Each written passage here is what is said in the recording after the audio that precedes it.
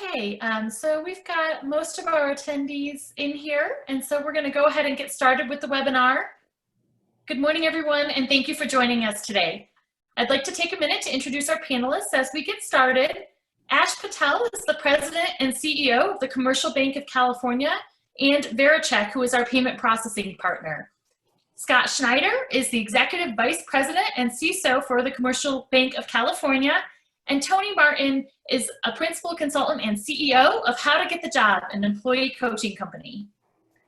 I'm going to take a minute for introductions from the panelists. Please introduce yourself, your teams, or your work, and where you're based. Ash, let's start with you. Hi, my name is Ash Patel, President and CEO of the Commercial Bank of California, also interim CEO for Vericheck. We're about $1 billion bank that has gone through this pandemic thing very painfully, but we're almost through it thanks to Scott. Scott's our CISO and our lead of pandemic. Thank you. Scott, please introduce yourself. Thank you, Aaron. Hi, my name's Scott Schneider. I'm the Chief Information Security Officer for the bank and responsible for protecting the bank's information, our customers' information, and make sure that our platforms weather the storm. Thank you. And Tony, tell us about yourself. I'm Tony Martin. I help executives figure out where they want to go and what kind of companies they want to work with. And on the corporate side, I partner with my corporate clients to help them assess their corporate culture, ensuring that they're hiring people thoughtfully as they're moving forward in their organization to ensure as they hire people, they're keeping their corporate culture intact to what they remember it to be. So you don't wake up tomorrow when you've doubled your organization and not recognize the team that you're working with. So that's really where I partner with corporate teams. And thanks so much for having me. Great. Thank you all for being here. COVID-19 has changed the way that we are working. Companies that have never had remote workers have been forced to go fully remote while continuing to meet their client needs. While Muni Revs and Lodging Revs used a significant remote workforce prior to COVID-19, we did need to shift to a complete remote workforce during the pandemic. Now that things have opened up a bit more here in Colorado, we have about 10% of our workforce back in the office. But throughout the whole process, we did have to make adjustments to our operations to figure out how to best serve our government clients as they shifted to remote working. And then we also had to keep our eye on how to support our employees in both the work and the transitions and challenges at home. As CEO, making the right moves to achieve this for our clients and our team was so important to me. And now that here we are 5 months into the COVID pandemic, I wanted to bring together some key leaders to talk about what we're doing to support our staff, our clients, and what we've learned as we look ahead. So Ash, I'm going to start with you again. Talk to us a little about what your company's experience with remote teams was like prior to COVID.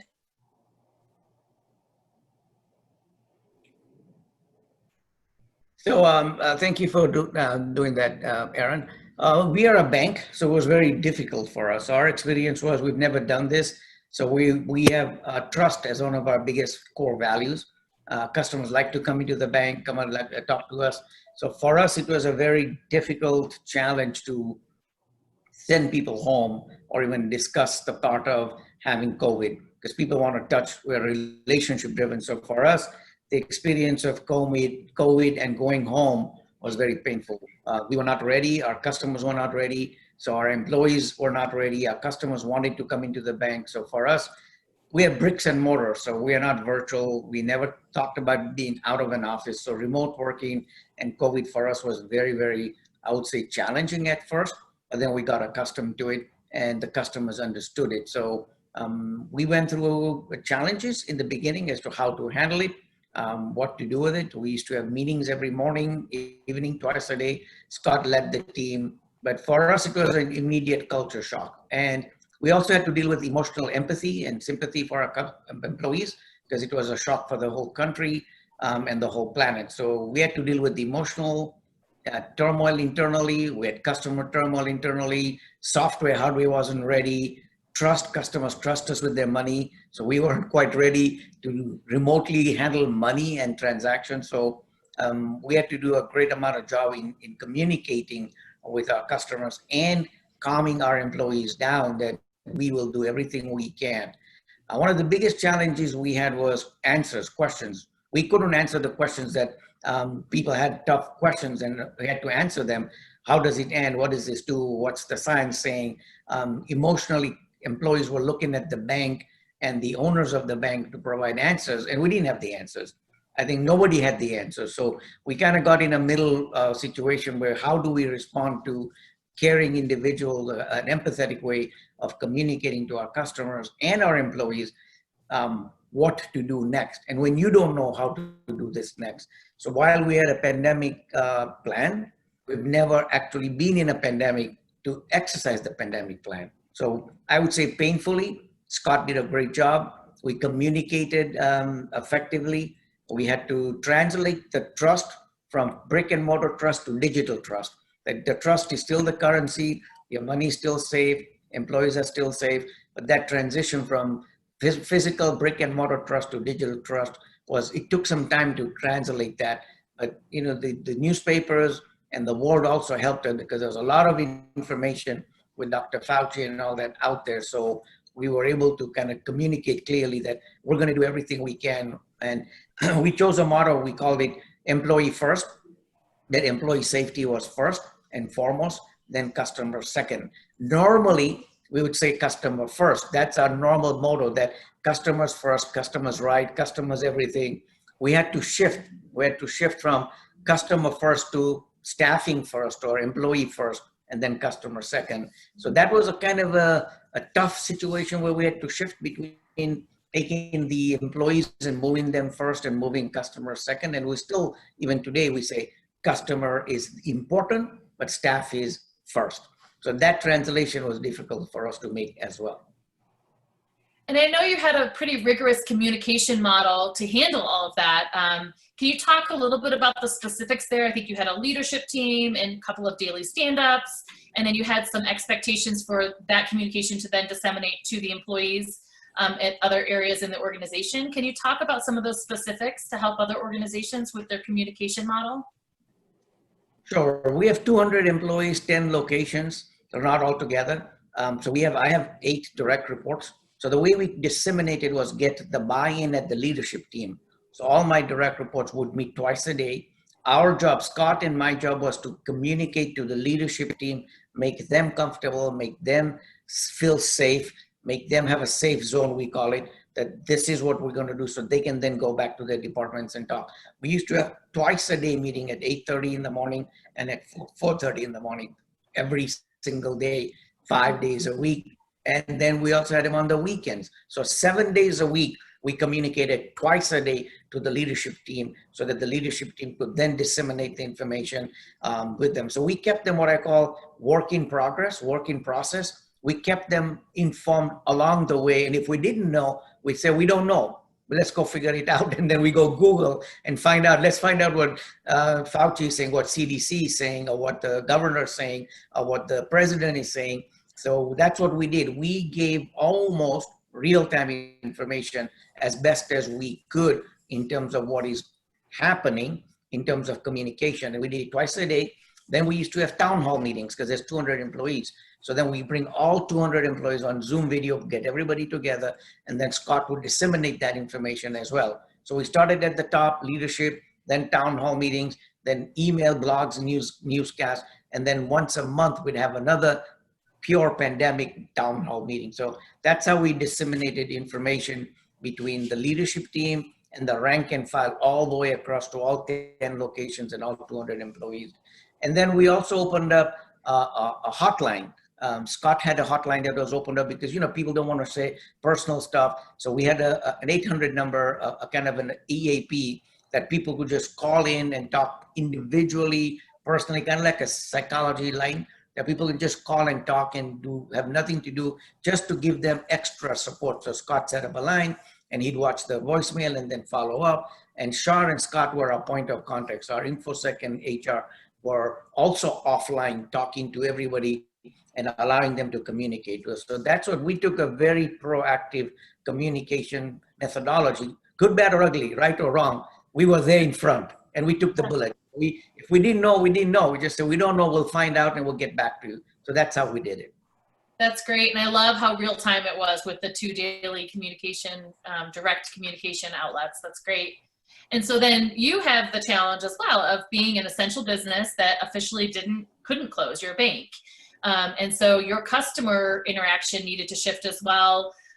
You know, how did you communicate that? What were the challenges there in terms of protecting your employees but still serving customers? I understand you have more customers now using your online applications, of course, but talk a little bit about how that changed. So one of the first things we did for the customer employee was that we set up a blog on a weekly basis, and we use social media to use that all the time. So what we did was we set up a call line for customers to call. So all the RVPs, we have 10 relationship managers at each locations. And then we included them into our meetings as well. Because the same logic we applied with our internal team, we applied with our external team. We have 10 locations, we have 10 RVPs that control 4,500 relationships, that control $1 billion of deposits and loans for us. So it's very important. And then we have a payment solutions business, which Aaron, you know. So we have Vericheck, we have PSD, and 10 locations. So we took the same approach of getting those leaders into a room, educating them, and then ask them to talk to the customers and let them know that we're available. We went to LinkedIn, social media. It was one of the first things. We did e-blast, we sent emails out to them, and then we did physical phone calls. Had every account officer call and talk to the customers and let them know we're open, we're essential, I hope your family was good. We call them We Care calls. You know, we call them that we initiated a program called We Care calls, that we called every one of our customers and asked them and let them know that we care dearly with what they have to say and and let them know what is going on. So we initiated a We Care initiative, what we call customer communication. And even at Vericheck, we had all the customer service reps were given a script of what I call We Care calls and communicated with the customers, and then gave them alternatives of going online, mailing the checks in, doing telephone banking. So we gave them 3 options, up to including coming to the bank, but then you have to wear masks and they have to come in and all that stuff. So we got proactive with the customer communication as well, like we did with the staffing. Well, that's great. Thank you, Ash. And I think it's fascinating how much of what your company did was around communication, whether it was for employees or customers. And I'm sure Tony will talk with us a lot about that in his segment as well, about how important that is. Scott, I'm going to turn to you now. I understand that you were tasked with getting your staff and everybody set up for the remote work, and obviously with security as the top of mind there. Can you talk to us about what that planning process included? Sure, absolutely. Yeah, because of the security implications involved with pivoting to a large-scale work-from-home environment, it made sense to have me coordinate the various work groups within the bank and Vericheck that were necessary to execute our strategy. I do want to emphasize that this wasn't by any means a one-man show, as Ash talked about before. It involved cooperation and support of the entire organization. So as you know, as a bank and a payment processing vendor, we're responsible for the security of financial and personal data in both digital and paper forms. This is more easily accomplished when everybody is inside the fence, obviously, in a few controlled locations, those 10 or 12 locations that Ash talked about. Under the work from home scenario, we now have employees using bank technology and processing bank information at over 100 individual locations, the people's homes. So this means that we had to configure our employees' desktop workstations to be able to securely access our network. And that required our IT department to install software that we would normally only use for portable laptops onto some of our employee or bank workstations that would normally stay inside the computer. This technology was like disk encryption and VPN tokens. IT also had to add, because of the strain of having so many people working outside, they had to add additional capacity to our server infrastructure to handle the increased network traffic load. So in addition to the technology side, there's the people side, and we had to train our employees how to use this technology from home, but also meet our security obligations over the information handling and processing. So for example, one such challenge was printing. We didn't want our employees to have the ability to print documents that potentially contain sensitive information in their homes. So we had to come up with different ways to allow the employee to access information that they needed to perform their work, And that meant that we had to actually set up a records group so that that stayed back in the bank and actually handled paper documents and would get the information to the employees so that they didn't need the printed copies. Our primary objective when the pandemic was declared on March 13th, as Ash said, was the safety of our employees. So the emphasis was really placed on moving our employees out of our workspaces as quickly as possible. And then since that time, we've spent considerable effort to fine tune our work from home capabilities, but we've got a ways to go to supplement these capabilities, both from usability and from a security standpoint. That's great. And then am I correct that you also set up a hotline for your employees when they needed coaching on some of those tools? We did, yes. We through our phone system, we basically set up a dial-in hotline that had its own voicemail and everything like that. And so the employees could call in and ask for, if the hotline was mainly used as an information standpoint. We also have an IT help desk. So depending on what happened and how we moved the employees out, they could use either methods to get help. And again, that communication piece being so crucial for whether it's technical help or, the questions about how to use the software, all of that. That's great. And then what surprised you the most about executing that plan or the results of that plan? Were there any surprises? Probably the biggest surprise, Erin, is how well everything went and is still going. We've never done this before. As Ash mentioned, we had a pandemic plan. We're required by the regulators to have a plan. We test it, but there's no test like we've had currently. So I think probably since the Black Death in Europe in the 1600s. So the plan was driven basically by two factors. The first was really creating a safe working environment for our employees. So like many companies, our workspaces weren't configured in a way that accommodated the CDC recommended recommendations for social distancing. That presented a risk to the bank of the virus spreading throughout the bank very quickly. And as an essential industry, we had to ensure that we protected our workforce, including our executive team, in order to be able to continue to perform our function as a mover of money. But we also had to add, so there was the logistics side, we also had to manage the human element. So we had employees with pre-existing health conditions, and parents that had kids at home, caregivers, employees who rely on public transportation, and some employees that just generally had a high level of anxiety and fear. So we activated our pandemic plan and convened a pandemic task force that Ash talked about that was a cross-section of senior management who initially met twice a day to address this situation. And these task force members first worked to identify the work from home candidates. Once we had that list, we worked with our IT department, spent the whole first weekend configuring computer workstations. And then we also put together documentation that people might need at home, such as cheat sheets, so that they had something to refer to and didn't feel quite alone. So for troubleshooting common problems. And the IT help desk hours were expanded to cover, because what people didn't see is during the day, it wasn't just 8 to 5. We had parents at home that had to work with their kids in the middle of the day. So they might take 2 hours off in the middle of the day and then work a little bit later at night.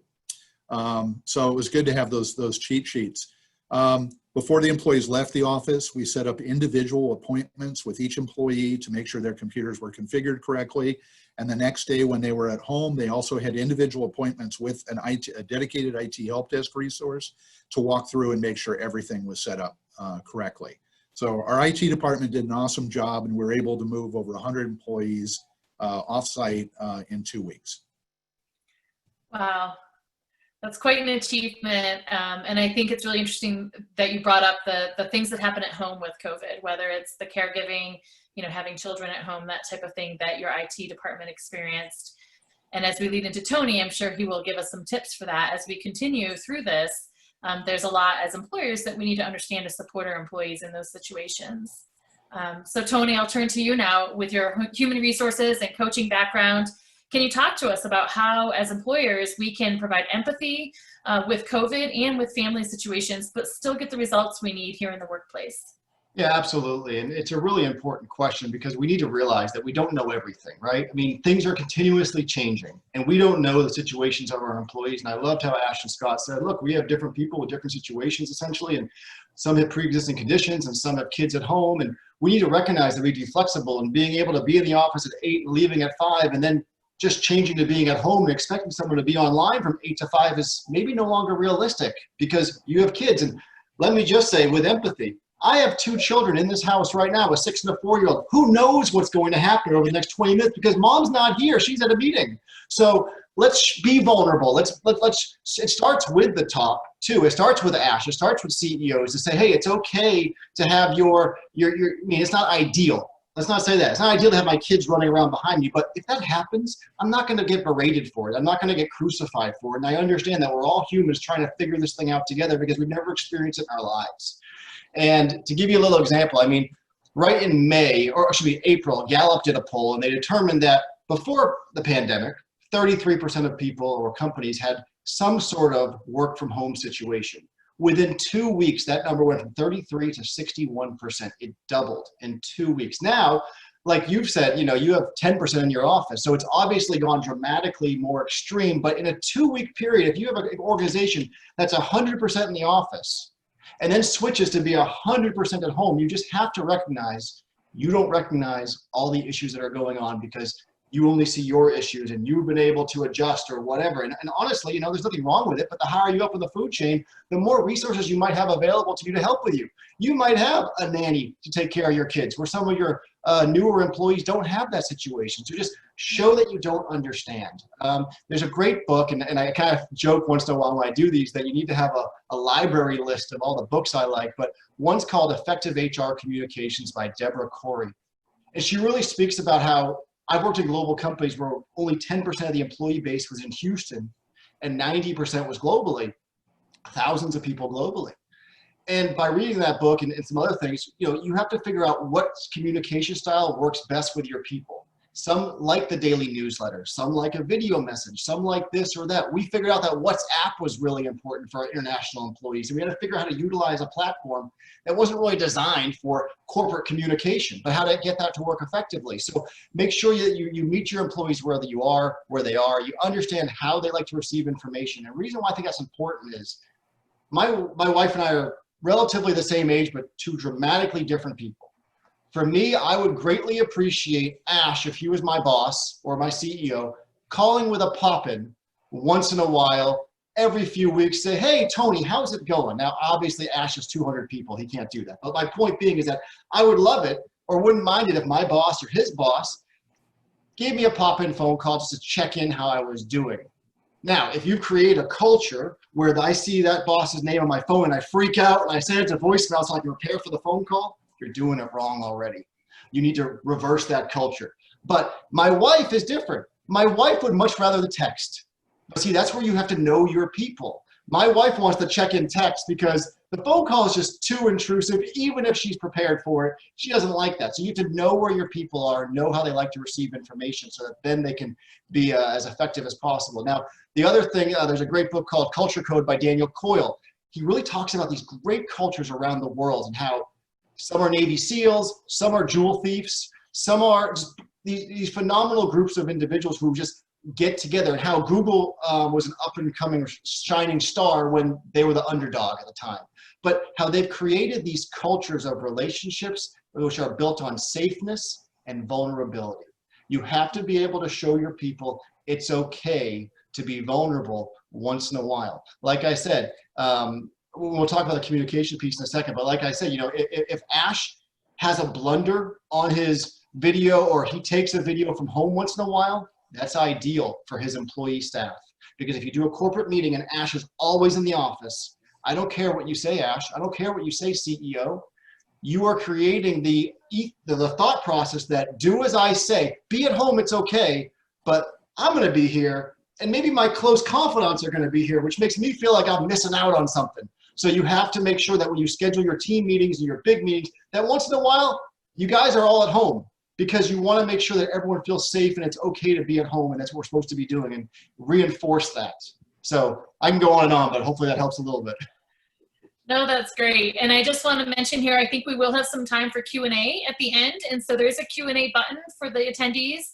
If there's a particular panelist you would like to answer the question, please indicate that in your question, and we'll take those after I ask a couple more questions for Tony here.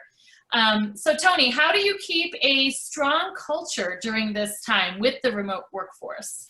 Well, there's three things I think that are key. First is communications. We've kind of already touched on that. The next is you got to create some sort of meeting etiquette, and then you have to increase employee engagement. So let me kind of touch on the meeting etiquette thing. We've already hit on a little bit of the idea, right? We still, before COVID, during COVID, and post-COVID, we are still going to have a hybrid meeting where some people are in a conference room and other people are dialing in, whether it's on Zoom or on phone. Now we've gone to more of a Zoom platform. But the first thing we need to make sure that we do is we give everybody the same, to the best of your ability, experience on that Zoom meeting. And what I mean by that is because what happens, right? You're in a Zoom, you're in a conference call meeting, everyone in that conference room dominates the conversation, and that person on the phone, that person that's dialed in, just kind of sits back and shuffles their papers, and they listen once in a while, but they really only say anything when they're called on because they don't want to mess up the flow. So the first thing you got to do is you need to have a meeting set up where everybody in that conference room has their laptops open and they're all on the video. So everybody looks the same. You don't have that fisheye camera in the corner, which is coming down everyone, which shows nothing but shows everything at the same time. That screws up the people at home from feeling that they're engaged. The next thing you do is you make some rules. I've talked to my clients, and you can make some rules. Hey, if you're in the conference room during this meeting, and again, Ash will not always be in the conference room. Ash once in a while will be from home so he can experience the pain points of the meeting as well, because maybe someone doesn't have the courage to go, hey, I'm not really getting anything out of this from being at home. I'm just gonna start coming in. Before you know it, everyone's coming in for the meeting and everyone's going home. So, but what you need to make sure too is that you make time allotment. Say, look, 33% of the time when you're in this meeting, you're gonna be looking at your camera. I don't care you're in the conference room. You're gonna be watching Erin on your laptop, even though she's 3 feet to your right, because it creates the environment where you're all looking at the same thing. And you just say 33% on 25, but you just make it a conscious effort that we're all gonna be scanning this thing at the same time once in a while, so that way our employees feel like they're all part of the same team, and it's not the elites in the office and the underlings in the peanut gallery. Not that it comes, that you wanna do that, but that's how it comes across. So there's some don'ts. So again, do allow for mistakes to happen. I say even make jokes, but you have to know your people if you can joke about things like that. Like, I have no problem, wouldn't like it, but if my kid came in right now and you made fun of me, Erin, for my daughter, my 4-year-old daughter running behind me, I would kind of laugh. But I know my wife would be mortified. She'd want to pretend it never happened. So make sure that, again, that you kind of understand how your people like to communicate. Next, meeting schedules. One of my clients has decided to do this right now to keep engagement high. They have a meeting schedule, daily meeting. It's not a super long meeting, but every single day, like kind of like what you guys did, you had daily meetings, Ash, in your team. But they have a schedule to it. Monday, it's a tactical, objective-focused meeting. We're gonna focus on the big tactical things of the week and these objectives we have. Tuesday and Wednesday, the meeting started with, how are you doing? And then critical items that are gonna affect us all, and then eyes on the street. What's bubbling up that we might have to be aware of pretty soon? That was the next thing that they hit on. And then Thursday, they even decided to, hey, we're gonna have those critical items discussed too, but we're gonna start off with a 10-minute group meditation. Not about meditating, just about calming down, realizing we're in this together. And then their Friday meeting structure can only share good things. Again, if you had a crisis, you better share it. But in general, that was kind of the rules. So the last piece I want to talk about was the engagement piece, right? You have to increase engagement. So what do we all think of naturally when we hear engagement? Surveys. Let's do more surveys, because everybody does surveys. But guess what? If you do not follow through with what the surveys tell you, it's worthless. It actually de-incentivizes people to be honest on the survey, because, oh, there's a stupid survey. And 80% of us said we want to be working from home in December of 2019, but the company never did it. So don't ask a question you're not prepared to answer, ever. But if you're going to do a survey, make sure you actually give credibility to the survey by answering or addressing the issues that popped up, even if the answer is no. But at least it lets you know where the hearts and minds of your people are. So let's come up with some fun things. Here are fun things that my clients have been doing to increase engagement. They've been virtual happy hours. Because remember, we don't have our friends anymore, a lot of us. Right now, our friends are not talking to us, and we're only talking to our coworkers. So never before has the line been blended so much that it is now. So virtual happy hours, maybe at 5 p.m. every other Friday, whoever can meet from different departments are doing a Zoom happy hour. Maybe you're doing a game night, trivia night for the single people. Maybe I've seen one of my clients do MTV Cribs, where employees do a walking tour of their entire house, and they give a tour. And tonight's Tony's house, so you kind of walk through the house. I've seen clients do brown bag lunches, like an Ash. Ash, you have, I guess, 20 employees on average in 10 different locations, and they're going to be in different departments. So there's a park nearby one of those locations. So maybe on the third Thursday of every single month, those employees, they meet at the park for lunch. They all grab what they're going to go, they socially distance, and they sit down at the park for a 1-hour lunch, and then they go back to their home offices. One more thing I'll just hit on is engagement doesn't stop with new hires either.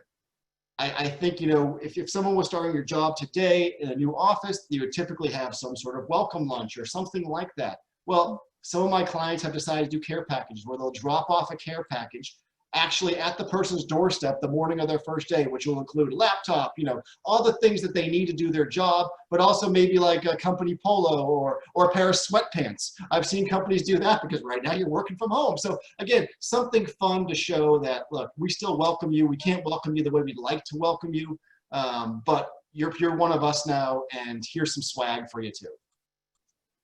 That's great. I like that welcoming idea as well. And so one final question, maybe a couple of sentences on this. You know, what do you think the biggest challenge is going to be for recruitment or in the HR world for next year, for 2020? Yeah, and this will be real quick because I know I went long as usual, and I'm sorry. One, being nimble. Realizing that we don't know everything and we're going to have to shift our company goals and our matrix and things like that. I think two is for recruiting, be very careful not, and I talked about today, I do a show every week, but don't ghost your candidates, okay? There's going to be so many candidates that you're going to have in the pipelines in different areas, and you're going to realize that all of a sudden the goals of hiring the CEO today, no offense, Ash, but rehiring the COO or whatever, all of a sudden in 2 weeks, well, we're shifting the priorities. You had all these candidates in the pipeline ready to be hired, and now you ghost them all and you just turned off them from your brand. So treat people the way you want to be treated. It's going to be the same problem. You're going to have to find good people. That's always the challenge with recruiting. But now you're going to have a whole pool of people, and getting that culture fit is going to be so critical because they're going to have a lot of opportunities 10 months from now when we come out of this thing. And if you've hired the wrong people, you're going to be rehiring people a lot. So you need to make sure you really get that culture piece correct. Absolutely. I don't see any questions in our question and answer right now. I'm going to move to our last questions here for the panelists, but we do have a few minutes still, so I will peek again at Q&A before we close. So I'm going to go in the same order again. So Ash, and then Scott, and then Tony. Are you finding that employees need more from their leaders during this pandemic?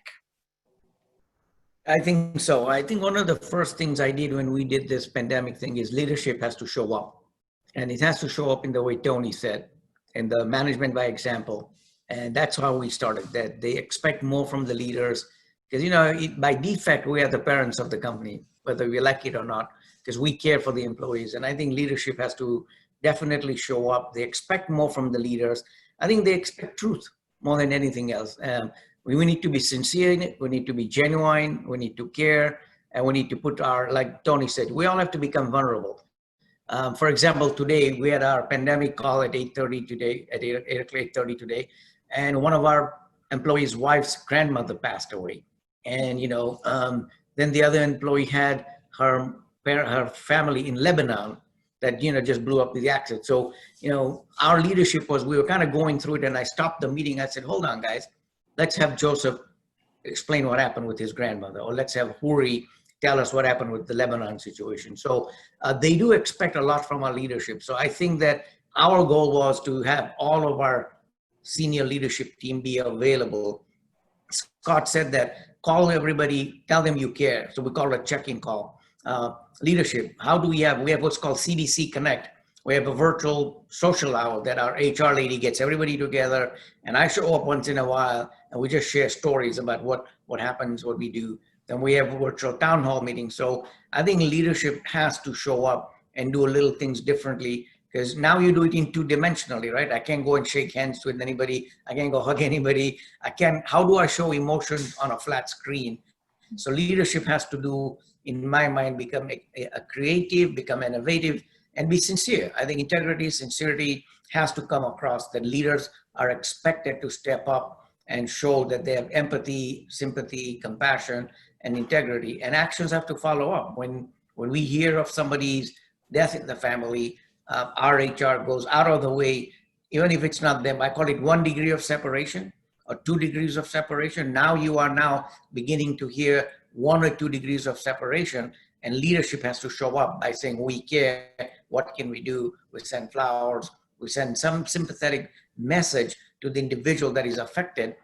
So I would 100% agree that leadership has to show up and act in a way that they've never acted before, or deal with facts that we've never dealt with. I get asked questions, I'm flat-footed sometimes, I don't know how to answer it because I've never had that question, and they've never had a situation where they've been there. I've noticed in our own leadership team, there's tension because they're afraid, they're tense, there's situation at home, and I said it, ask God, I said, there's tension in this room, guys. Why is there tension? Let's clean it up. And you got to let people exhale. I believe in exhaling. Let people just exhale. Just let them, give them a safe zone, give them a safe environment, let them exhale. Good, bad, or indifferent, because there's so much going on in people's lives.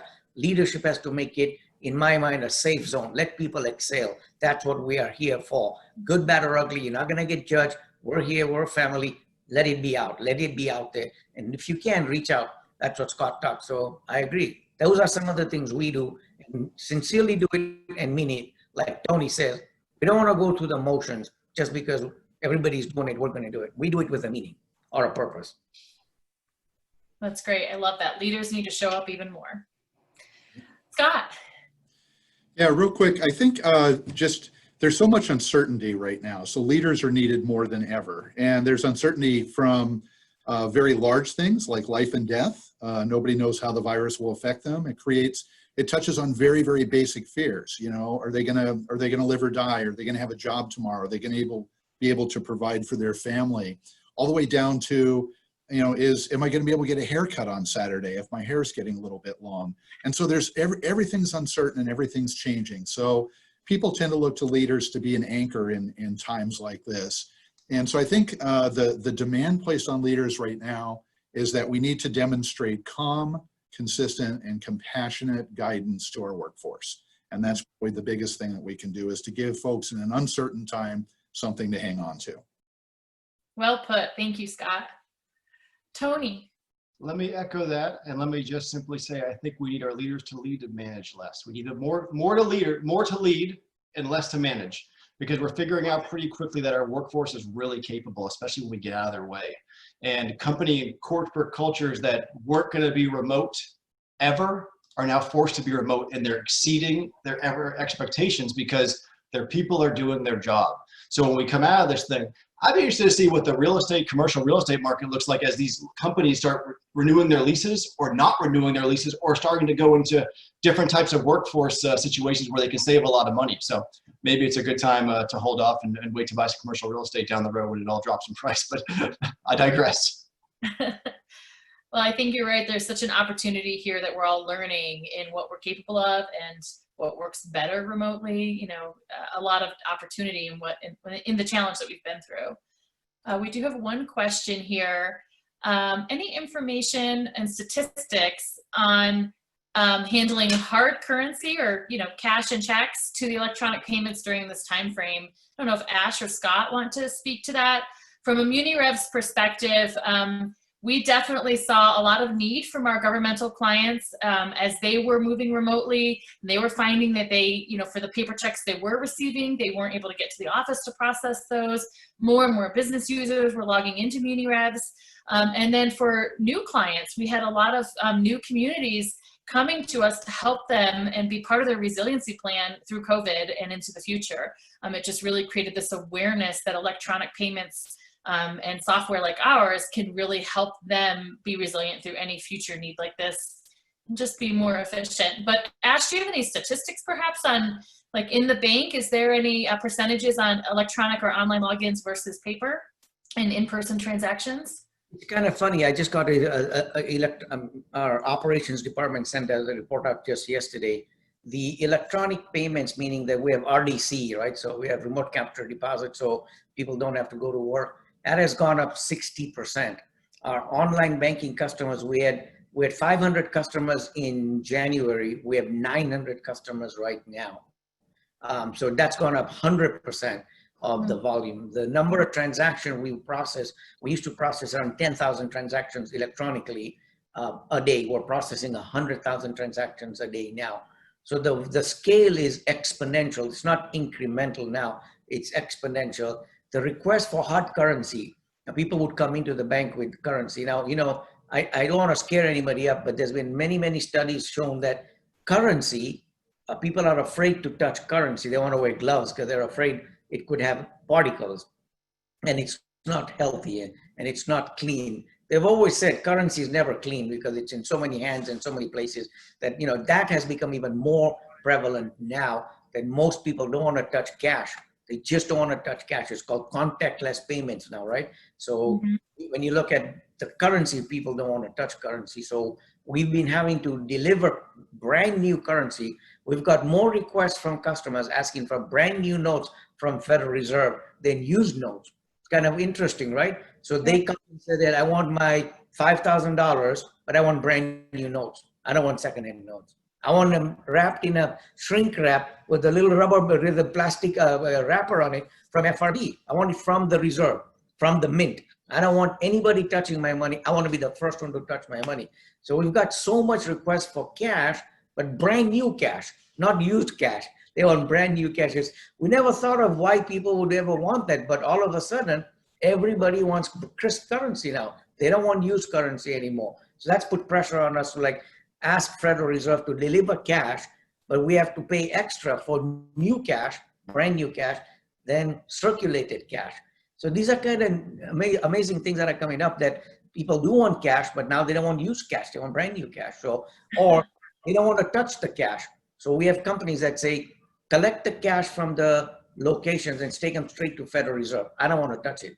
So it's my money, but I don't want to touch it. So do a drop ship, pick it up, armored car picks it up, takes it straight to cash vault, and they don't touch it. They don't want to count it. They don't want to touch it. Just tell me how much it is. Just tell me how much it is. I don't want to touch it. So that's one of the things. We're getting innovative how to move currency.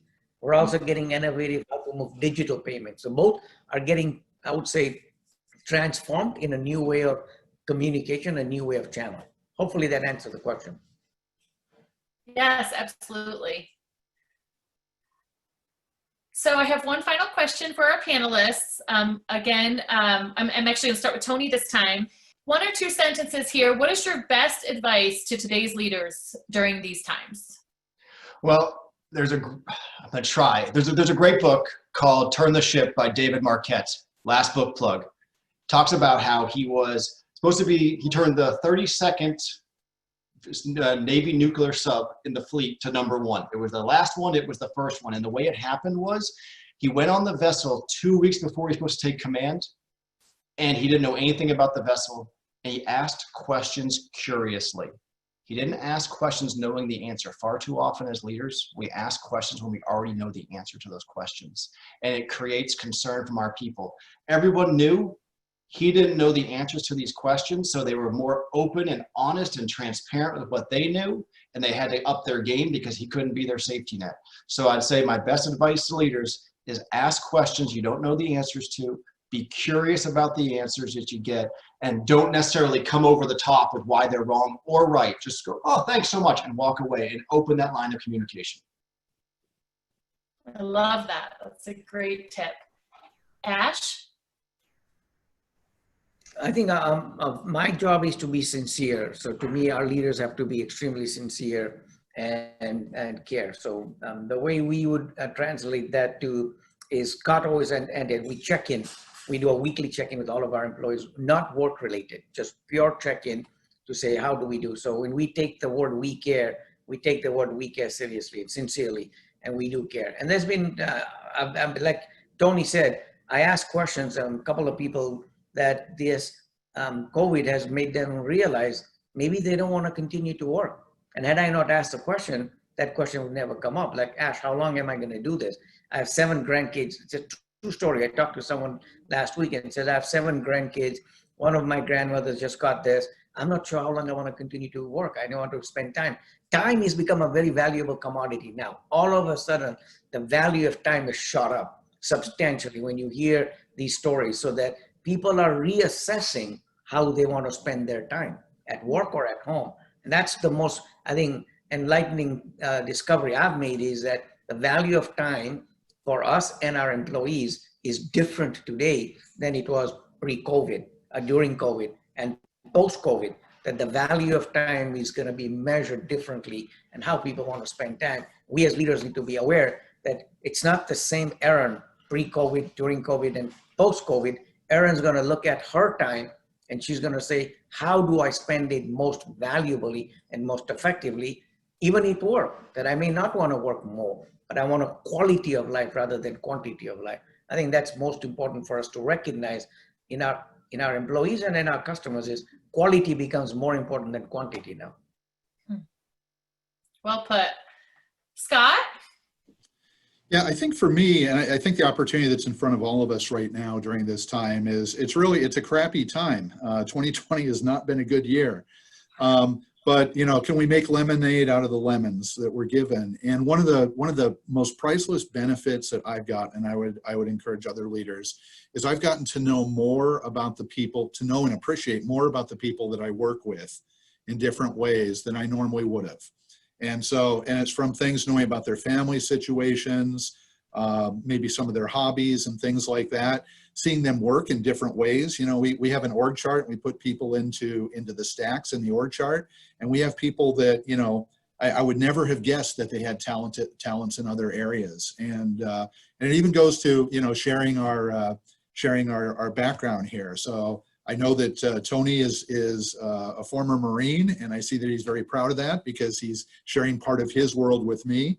And I know that Ash has a barbecue at his house, that when all this is over, I'm looking forward to having him come over and cook for us, because he told me that he's starting to learn how to become more of a cook. So I would just encourage leaders to learn about people as people, and really use this opportunity, even though it's not the best, to learn more about each other and appreciate each other more.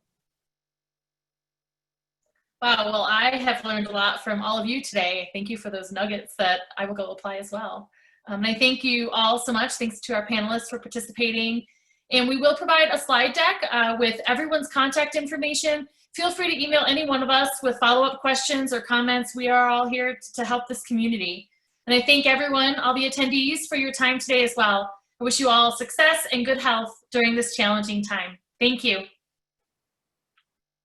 Thank you.